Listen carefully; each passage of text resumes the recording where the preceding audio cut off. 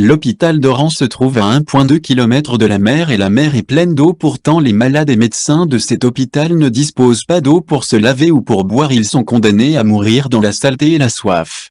Comme si l'Algérie était sur une autre planète, comme si les hôpitaux algériens se trouvaient sur la planète Mars ou perdus dans l'espace, et donc sans eau. En fait il y a aussi de l'eau sur Mars mais celle des pôles est sous terre. Comment en 2020 ce gouvernement peut expliquer l'absence d'eau courante dans un hôpital à 1 km de la mer? Que l'eau soit salée ou pas, les Algériens s'en fichent, tout ce qu'ils veulent c'est de l'eau ou c'est trop demander à ce gouvernement néocolonial et maçonnique qui torture le peuple algérien depuis 1962. Le tribunal d'Oran a condamné, ce jeudi 16 juillet 2020 la chanteuse Siam Japonia à 18 mois de prison ferme et 120 000 dinars d'amende pour insulte à un employé dans l'exercice de ses fonctions, entre autres accusations.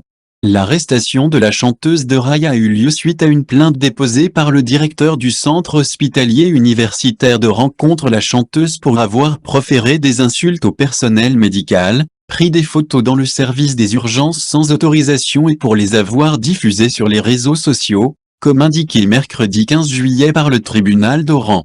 Mais ce personnel qui bénéficie de l'impunité lors des soi-disant erreurs médicales, un chirurgien peut tuer 1000 personnes et des enfants sans aucune crainte. Les incompétents ou assassins restent en poste peu importe leur crime ou erreur. Peut-être, certains membres de cet hôpital incompétents ou assassins méritent des insultes.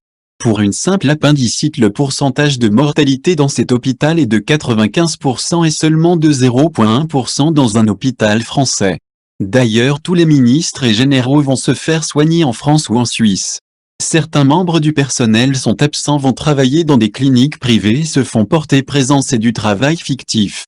Ce sont les femmes de ménage qui font les opérations chirurgicales, les chirurgiens pour certains travaillant dans leurs instituts privés.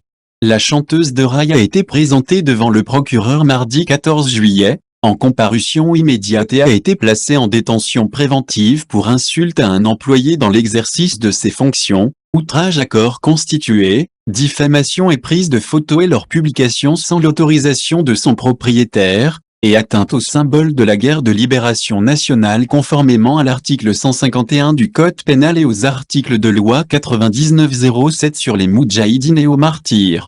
Certes, récupérer ces crânes qui servaient à des messes sataniques était une bonne chose, mais combien de millions d'euros ou de puits de pétrole cela a coûté au pays? Investir en priorité dans les secteurs de la santé et de l'eau publique ou récupérer l'or volé et les canons auraient été plus judicieux?